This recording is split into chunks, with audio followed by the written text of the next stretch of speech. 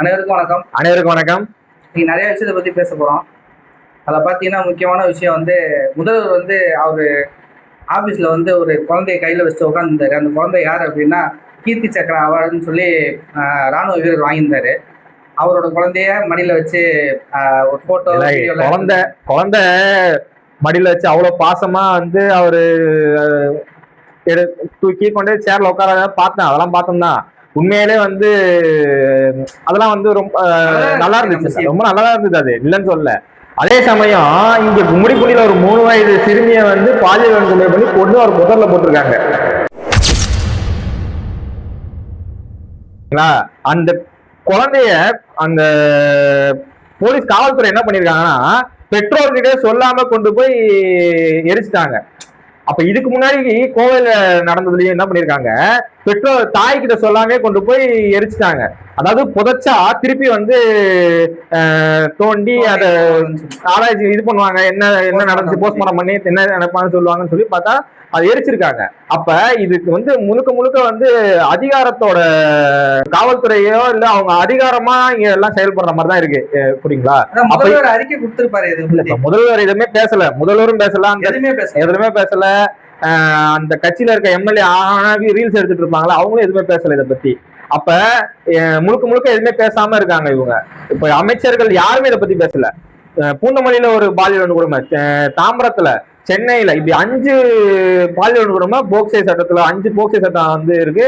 இப்ப இன்னைக்கு கூட பாத்தீங்கன்னா பாலியல் வன்கொடுமை நடந்துதான் இருக்குது. இதே மாதிரிதான் போன ஆட்சியில் நடந்ததா இல்ல இவங்க ஆட்சியில மட்டும்? போன ஆட்சியில நடந்துதான், இல்லன்னு சொல்லல. இப்ப ஏதாச்சும் கேட்டோம்னா உடனே போன ஆட்சி நடந்தது கேட்டீங்களா?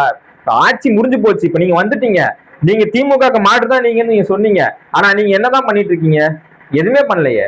வந்ததுல இருந்து பார்த்தோன்னா பாலியல் வன்கொடுமை தான் செய்தி தான் வருது. ஒரு மாசத்துல இவ்வளவு பாலியல் வன்கொடுமையா? இது இல்லாம இப்ப பார்த்தோன்னா அவரு விஜயபாஸ்கர் வேற பாத்தீங்கன்னா அவர் அமைச்சர் பதவியை ராஜினாமா செஞ்சுட்டு அவர் வேற தாவேக்கல சேர போறாரா? மொத்த ஏடிஎம்கே காலி தானே? ஏடிஎம்கே மொத்தமா காலினா இப்ப புதுக்கோட்டையில பாத்தீங்கன்னா இருக்கிற ஏடிஎம்கே அடிமட்ட தொண்டெல்லாம் கத்த ஆரம்பிச்சிட்டாங்க. ஒருத்தர் என்னன்னா அந்த ஏடிஎம்கே கட்சி ஆபீஸ் வாசல் நின்றுட்டு பூட்டி சாவியை கொடுத்துட்டு கிளம்புங்கன்றாரு. இன்னொருத்தர் என்னன்னா விஜயபாஸ்கர் மொத்த சொத்தையும் எழுதி வச்சுட்டு கிளம்பு அப்படின்றாரு. நீங்க பாத்தீங்களா இல்லையா ஒரு ஆடியோ லான்ச்ல அவர் சொல்லியிருந்தாரு, எது பண்ணாலும் இதுக்கப்புறம் நம்ம எம்ஜிஆர் மாதிரி பண்ணணும், எம்ஜிஆர் மாதிரி. அப்ப புரியல உண்மை, நீங்க சொல்றத பார்த்தா உண்மையா எம்ஜிஆர் தான் பண்ணிட்டு போயிட்டாருன்னு நினைக்கிறேன். அப்ப அங்க மொத்தம் ஏடிஎம்கே மொத்தம் காலி. ஏடிஎம் மொத்தம் காலினா விஜயபாஸ்கர்ன்றவர் எல்லாம் பாத்தீங்கன்னா அந்த தொகுதியில கிட்டத்தட்ட 1.5 லட்சம் வாக்கு எடுத்து ஜெயிச்சாரு. சரிங்களா? அப்ப அந்த தொகுதியில இப்ப ஒரு சில தொகுதியில தோத்துருப்பாங்க. ஏன்னா அவங்க தொகுதிக்கு எதுவும் செய்யாம இருந்திருப்பாங்க, மக்களுக்கு அவங்களுக்கு தெரியாம இருந்திருக்கும், அதனால தோத்துருக்கலாம். இல்ல வேற ஏதாவது காரணம் இருக்கலாம், மக்களுக்கு புதுசா யாரையாவது பிடிச்சிருக்கும் ஜெயிச்சிருக்கான். ஆனா இவரு தொடர்ந்து 3 தடவை ஜெயிச்சிருக்கிறாரு, மினிஸ்டரா இருந்திருக்கிறாரு அம்மா இருக்கும் போது. இப்ப போன வாட்டி எம்எல்ஏ இருந்தாரு. அப்ப தொடர்ச்சியா ஜெயிக்கிறீங்க, அந்த தொகுதிக்கு உங்க மக்களுக்கு நீங்க நிறைய செய்யறீங்க. அந்த தொகுதியில இருக்கிறவங்க எல்லாருமே விஜயபாஸ்கருக்கும் அம்மாவுக்கும் விசுவாசியா இருக்காங்க. இன்னைக்கு நீங்க இப்ப இப்படி கட்சி மாறினீங்கன்னா என்ன அர்த்தம்? அப்ப அந்த அளவுக்கு பதவி மேல ஆசைப்பட்டு போறீங்களா? அப்ப அந்த கட்சியோட எடப்பாடி எதுவும் எடப்பாடி தலைவர் எடப்பாடி தலைவர் எங்களுக்கு நாங்க சொல்ற கோரிக்கைக்கெல்லாம் எதுக்குமே அவர் சரியா ரெஸ்பான்ஸ் பண்ண மாட்டாருன்னு சொல்றாங்க. அப்ப நீங்க என்ன பண்ணணும்? உங்களோட தனித்தன்மையை காட்டணும். நீங்க ராஜினாமா பண்ணீங்கல்ல, வந்தீங்களா, சுயேட்சையா நின்று ஜெயிங்க.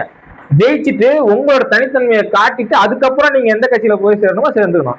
வர இடைத்தேர்தல்ல விஜயபாஸ்கர் நிப்பாரு. அவர் இப்ப எந்த கட்சிக்கு போறாருன்னு தெரியல. அவங்க ஓட்டு போன வாட்டி வாங்கினதோட இந்த வாட்டி பயங்கரமா வாங்குவாங்கல்ல. ஆமா, ஏன்னா புதுக்கோட்டையில் பாத்தீங்கன்னா 1.5 லட்சம் வாக்கு அதிமுகவுக்கு, 50,000 வாக்கு தாவேக்காவுக்கு. ரெண்டுமே சேர்ந்து இல்லன்னா 2 லட்சம் வாக்குன்னு சொல்லலாம். இல்ல அவர் 1.5 லட்சம் வாக்கு அவர் வாக்குங்க, அது கம்பல்சரி வாங்கிடுவாரு, அது ஜெயிச்சிருவாரு. ஆட்சிக்கு வரதுக்கு முன்னாடி தாவேக்காவோட வாக்குறுதி, தேர்தல் வாக்குறுதி என்னன்னு பாத்தீங்கன்னா விவசாய கடன் முழுசா தள்ளுபடி சொன்னாங்க. திடீர்னு பார்த்தா 50,000 அப்படின்னாங்க. அப்புறம் நிறைய மக்கள் எதிர்கட்சி எல்லாம்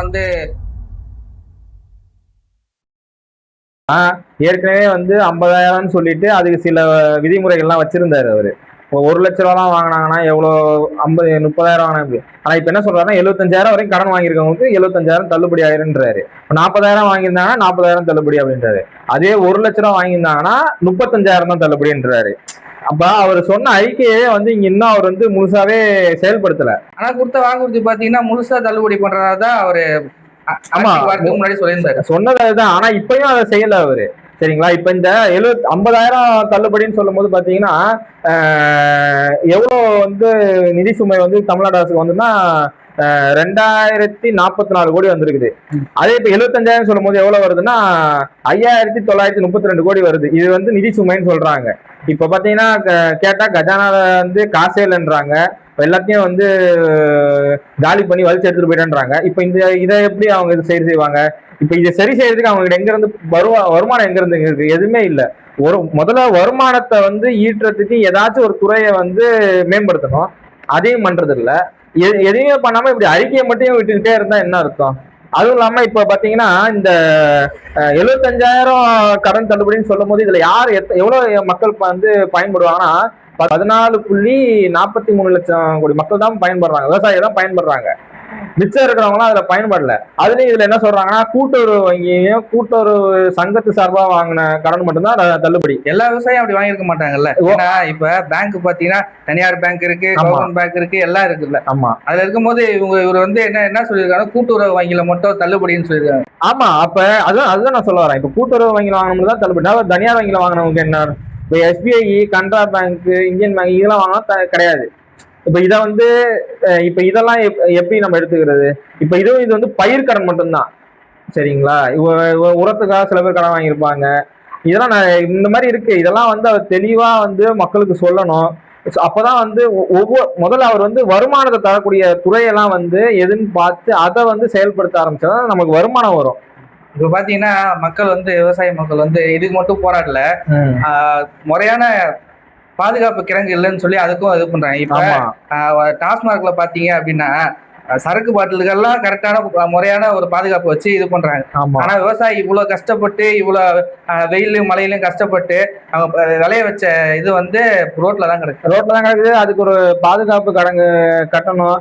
தார்பாயை வாங்குறது 50 லட்ச ரூபா செலவு பண்றாங்க. அதாவது ஒரு தார்பாய்க்கு 50 லட்ச ரூபா. அந்த 50 லட்ச ரூபா இருந்தா ஒரு டென்ட் மாதிரி போட்டுடலாமே. ஒரு கிணமா ஒரு சேமிக்கிற கிணறு மாதிரி கட்டணும்னா அது காலம் ஃபுல்லா இருக்கும். ஆமா, அது வந்து யாரும் பண்றது இல்ல. இந்த அரசாவது அது பண்ணணும்னு பார்க்க, இந்த அரசும் அதுவும் பண்ணாது போல இருக்கு. இந்த அரசு வந்து வெள்ளை அறிக்கை விடுறேன், சிகப்பு அறிக்கை இருக்கிறேன்ற இதுலயே தான் சுத்துறாங்களே. அவனுக்கு வெள்ளை அறிக்கை ஒண்ணுமே இல்ல, சப்புன்னு இருக்கு. நான் என்னமோ சிஎம் சார் வெள்ளை அறிக்கை கொடுங்க, நீங்க தான் எல்லாம் வந்து பேசுவேன்னு சொன்னீங்க, வெள்ளை அறிக்கை கொடுங்கன்னு சொன்னாரு தலைவர். ஆனா வெள்ளை அறிக்கை வந்து வெறும் அறிக்கை மாதிரி தான் இருக்கு. அவர் கொடுத்த வெள்ளை அறிக்கையில ஒன்னும் பெருசா இல்லையே.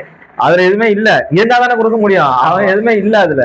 அதுவும் இதெல்லாம் 35 நாளா வாசிச்சவங்கள பாத்தீங்களா இல்லையா? தங்களின் நீதி பற்றாக்குறைகளை கட்டுப்படுத்தி குறைந்ததுதான். அதோடு ஒரு பங்கு புளியங்காயும் மிளகும் திப்பிலியும் சேர்த்து. ஆனால் தமிழ்நாடு அதற்கு